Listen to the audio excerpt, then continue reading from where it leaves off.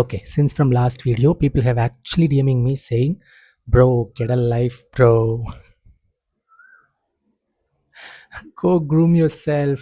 Give it a definition. எதுக்குன்னா என்னோட பேர்டுக்கு. Okay, so நானும் யோசித்தேன், ஓகே எவ்வளோ நாள் தான் இப்படியே இருக்கிறது.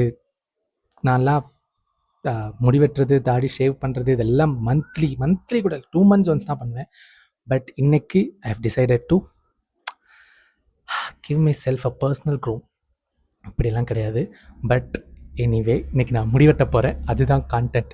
இந்த வீட்டில் மூத்த பசங்களாக பிறக்கிறாங்கல்ல, அவங்களுக்கெல்லாம் சின்ன வயசுலேருந்தே போதிக்கப்பட்ட ஒரு மந்திரம் என்ன தெரியுமா? உன்னை பார்த்து தான் தம்பிங்க வளருவாங்க. எப்படி? உன்னை பார்த்து தான் தம்பிங்க வளருவாங்க. நீ என்ன பண்ணாலும் அவனுங்க அதை பார்த்து அப்படியே காப்பி பண்ணுவானுங்க.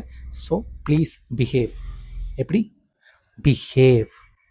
ஸோ எங்கள் வீட்லேயும் அதே தான் சொல்லி வளர்த்தானுங்க. ஓகே, சின்ன வயசுலேருந்து என்ன எந்த விஷயத்துலலாம் ரெஸ்ட்ரிக்ட் பண்ணாங்களோ அதை அவனுங்க ரொம்ப இண்டிபெண்ட்டாக பண்ணானுங்க.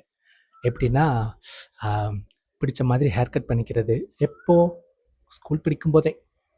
நான் ஹேர் கட் பண்ண போகிறேன்னு சொன்னாலே மொட்டை அடிச்சுட்டு வந்துடு அப்படின்னு தான் சொல்லுவாங்க. ஸோ பிடிச்ச மாதிரி ஹேர் கட் பண்ணிக்குவானுங்க. காலேஜ் படிக்கும்போது ஸ்டட்டு போட்டுக்குவானுங்க. எனக்கெல்லாம் சின்ன வயசுலேருந்து ஆசை ஸ்டட்டு போட்டுக்கணும்னு. ஆனால் என்னால் பண்ணவே முடியல இப்போ வரைக்கும். இப்போ ரீசெண்டாக நடந்த ஒரு ஃபேமிலி கேதரிங்கில் கூட நான் வந்து என் சித்திகிட்ட கேட்டேன், ஓகே சித்தி, நான் அந்த மாதிரி காதில் ஸ்டட்டு போட்டுக்கலான்னு நினைக்கிறேன் அப்படின்னு. என் சித்தி சொன்னது,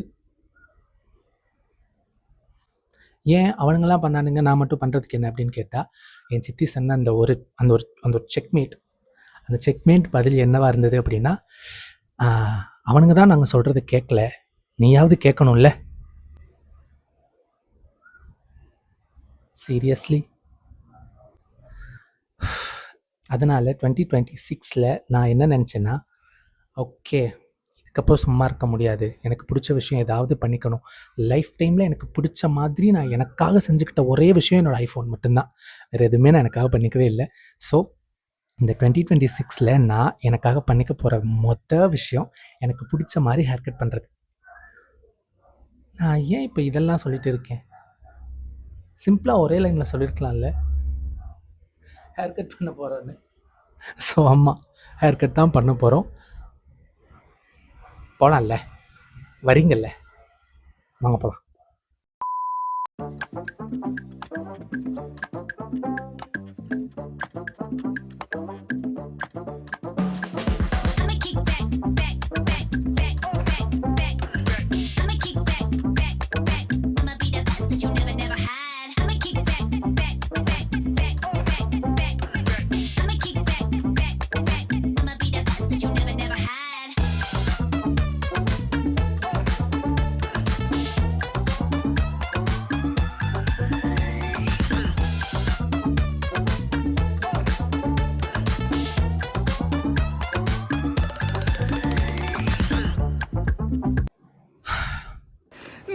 போயிடுச்சு தம்பி.